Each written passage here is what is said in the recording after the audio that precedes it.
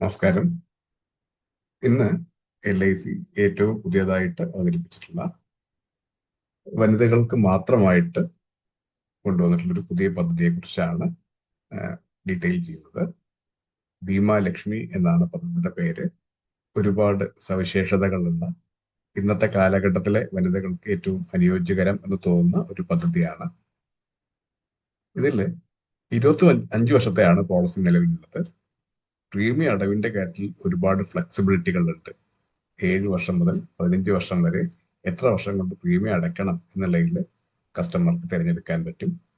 അതിന് പുറമെ money back കിട്ടുന്നതിലും options ഉണ്ട്. അതായത് ബേസിക്കലി ഇതൊരു മണി ബാക്ക് പദ്ധതിയാണ്.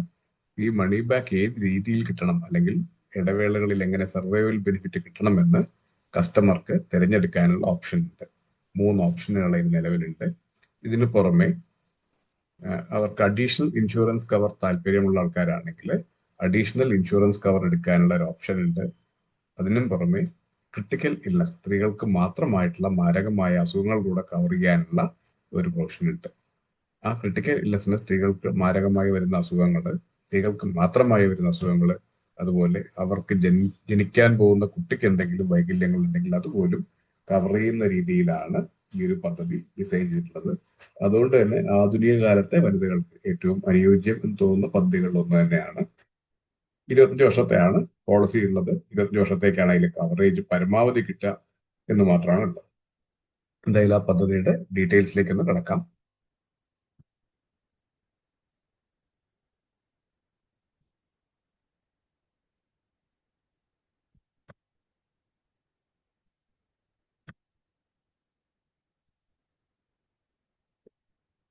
Bhima Lakshmi exclusively for women.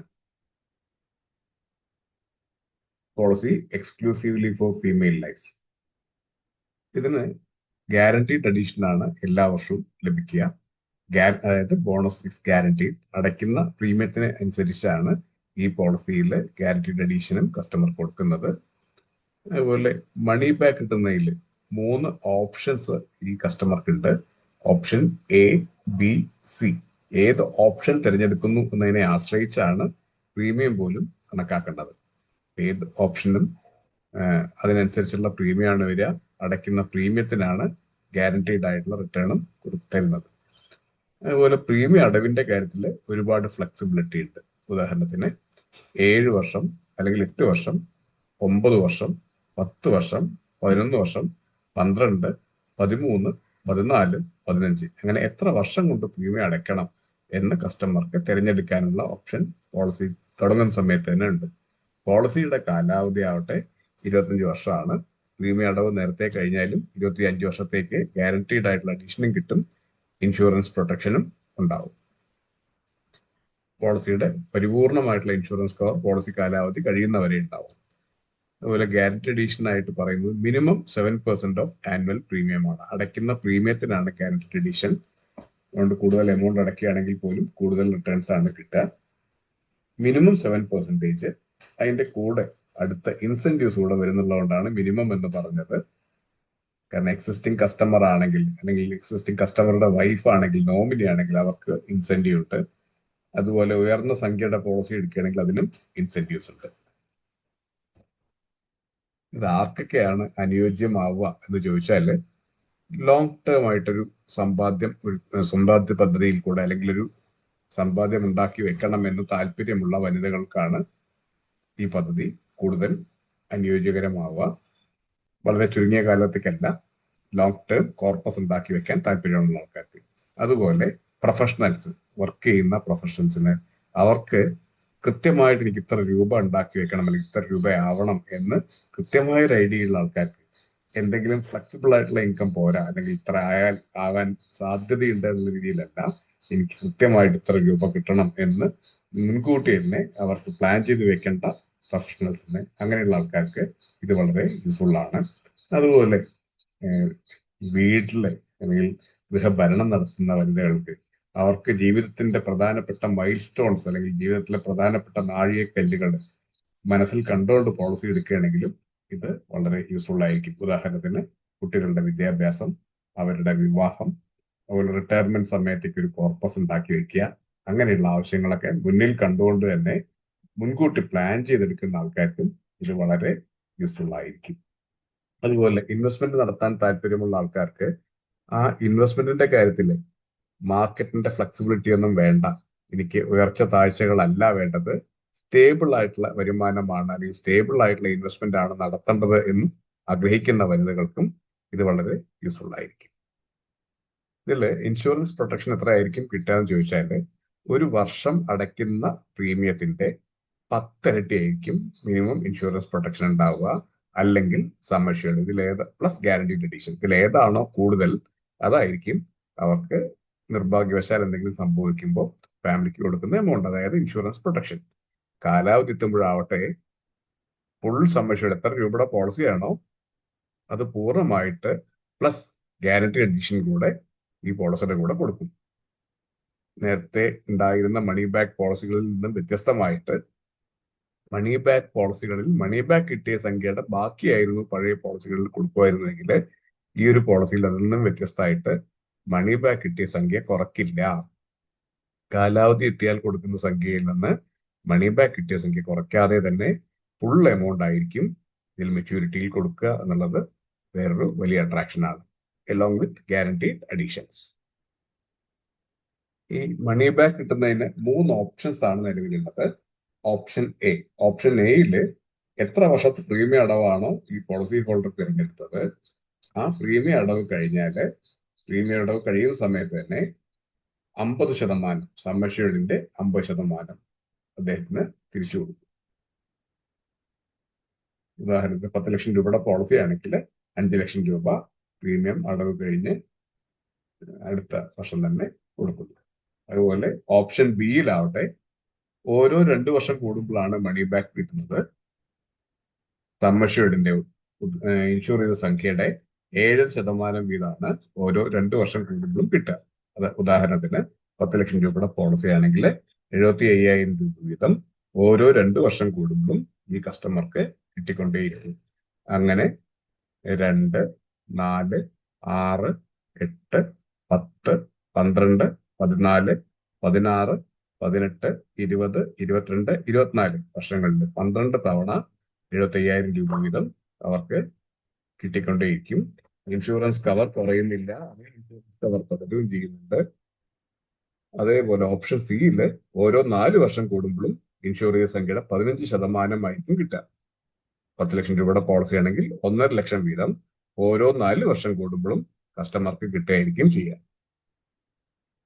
അങ്ങനെ 4ാമത്തെ വർഷം, 8ാമത്തെ വർഷം, 12ാമത്തെ വർഷം, 16, 20, 24 വർഷങ്ങളിലാണ് മണി ബാക്ക് കിട്ടുക. ഈ 3 ഓപ്ഷനിലും അതെ കാലാവധി എത്തുമ്പോൾ ഫുൾ ഇൻഷുർ ചെയ്തിട്ടുള്ള സംഖ്യയും കംപ്ലീറ്റ് ഗ്യാരണ്ടി എഡിഷനുമാണ് കൊടുക്കുക. ഈ 3 രീതിയിൽ ഓപ്ഷൻ എടുത്ത ആളായെങ്കിൽ ശരി ഈ മണി ബാക്ക് കിട്ടിയ സംഖ്യ കുറയ്ക്കാതെ തന്നെ ആയിരിക്കും കാലാവധി എത്തുമ്പോൾ ഫുൾ സം അഷ്യൂർഡും ഗ്യാരണ്ടി എഡിഷനും കൂടെ കിട്ടുക എന്നുള്ളതും വേറൊരു വലിയ സവിശേഷതയാണ്. ഇനി ആർക്കാണ് ഈ പോളിസിയിൽ ചേരാൻ പറ്റുക എന്ന് ചോദിച്ചാൽ മിനിമം ഏജ് അറ്റ് എൻട്രി 18 കഴിഞ്ഞിരിക്കണം. 18 വയസ്സ് കഴിഞ്ഞ ആൾക്കാർക്കാണ് ജോയിൻ ചെയ്യാൻ പറ്റുക. പരമാവധി പ്രായം 50 വയസ്സ് നിയർ ബർത്ത്ഡേ, അതായത് 50 വയസ്സും 6 മാസം 6 മാസം കഴിഞ്ഞാൽ 51 കണക്കാക്കും എന്നുള്ളതുകൊണ്ട് 50 വയസ്സ് വരെയുള്ളവർക്കാണ് ഈ പോളിസി എടുക്കാൻ പറ്റുക.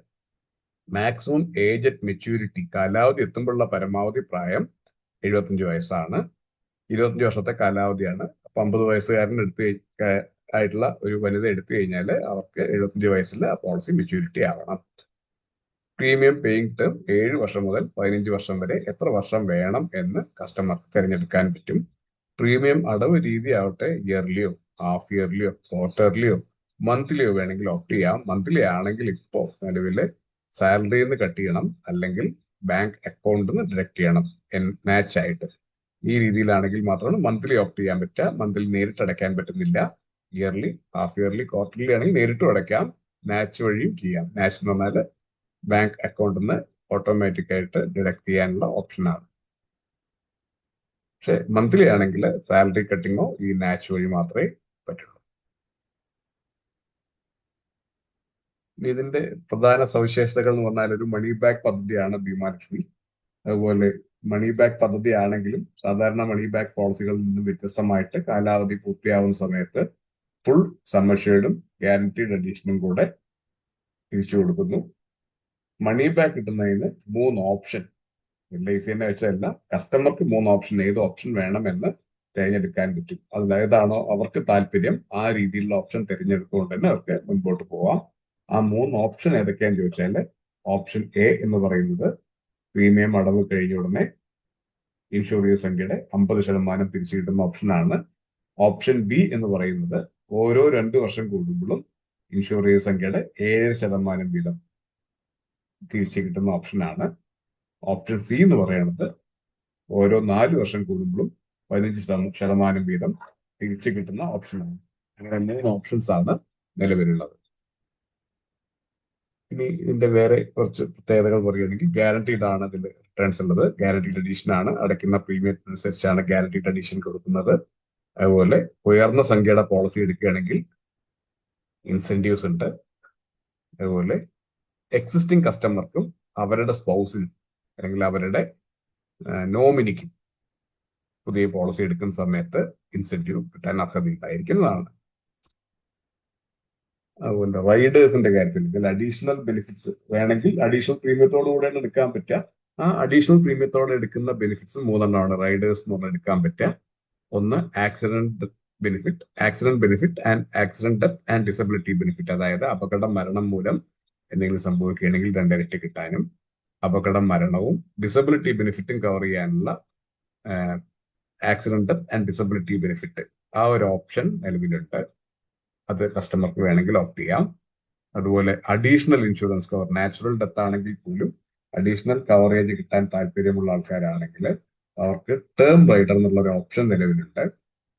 അതുപോലെ വനിതകൾക്ക് അവരുടേതായിട്ടുള്ള ക്രിട്ടിക്കൽ ഇൽനെസ് കൂടെ കവർ ചെയ്യാനായിട്ട് ഫീമെയിൽ ക്രിട്ടിക്കൽ ഇൽനെസിന്റെ ഒരു കവറേജിന്റെ ഓപ്ഷൻ കൂടെ നിലവിലുണ്ട്. ഇനി ഈ ക്രിട്ടിക്കൽ ഇൽനെസ്സുകളിൽ 3 മോഡ്യൂളായിട്ടാണ് കവറേജ് കൊടുക്കുന്നത്. മോഡ്യൂൾ 1 എന്ന് പറഞ്ഞാല് ഏർലി സ്റ്റേജ് ക്യാൻസർ, അത് കഴിഞ്ഞ് മേജർ സ്റ്റേജ് ക്യാൻസർ. അങ്ങനെ ക്യാൻസറിനെയാണ് മോഡ്യൂൾ 1 കവർ ചെയ്യുന്നത്. ക്യാൻസറുകളെ ഏർലി സ്റ്റേജ് ക്യാൻസർ ആണെങ്കിൽ ചെറിയൊരു സംഖ്യയാണ്, 20% കൊടുക്കും. ബാക്കിയുള്ള സംഖ്യ മേജർ സ്റ്റേജ് ക്യാൻസർ വല്ലതും വരികയാണെങ്കിൽ, ഇപ്പൊ ഫസ്റ്റ് ഡിറ്റക്ട് ചെയ്യുമ്പോൾ തന്നെ മേജർ സ്റ്റേജ് ക്യാൻസർ ആണെങ്കിൽ സം അഷ്വേർഡ് പൂർണ്ണമായിട്ടും കൊടുക്കും. അതേപോലെ കോമൺ സർജറീസ്, അതിൽ മൈനർ സർജറീസും മേജർ സർജറീസും ആയിട്ടുണ്ട്. അതുപോലെ വനിതകൾക്ക് മാത്രം ഉണ്ടാകുന്ന അസുഖങ്ങൾ കൂടെ കവർ ചെയ്യുന്നുണ്ട്. അതുപോലെ പ്രഗ്നൻസി സമയത്ത് ഉണ്ടാകുന്ന കോംപ്ലിക്കേഷൻസ് മോഡ്യൂൾ 3 കവർ ചെയ്യുന്നു. പ്രഗ്നൻസി കോംപ്ലിക്കേഷൻസ്, അതേപോലെ തന്നെ ജന്മന കുട്ടികൾ ഉണ്ടാവുമ്പോൾ അവർക്ക് ജന്മനാൽ എന്തെങ്കിലും വൈകല്യങ്ങൾ ഉണ്ടാവുകയാണെങ്കിൽ അതുകൂടെ ഈ പോളിസിയിൽ കവർ ചെയ്യുന്നുണ്ട്. അത് മോഡ്യൂൾ 3 പ്രകാരമാണ് കവർ ചെയ്യുന്നത്. അങ്ങനെ 3 മോഡ്യൂളുകളായിട്ടാണ് ഈ ക്രിട്ടിക്കൽ ഇൽനെസ് കവറേജ് കൊടുക്കുന്നത്. സ്ത്രീകൾക്ക് ടേം റൈഡർ ബെനിഫിറ്റും ക്രിട്ടിക്കൽ ഇൽനെസ് ബെനിഫിറ്റും എടുക്കണമെങ്കിൽ കാറ്റഗറി 1, 2 എന്ന് പറഞ്ഞിട്ടുള്ള വനിതകളെ മാത്രമാണ് ഇന്നും ഇൻഷുർ ചെയ്യാൻ പറ്റുക.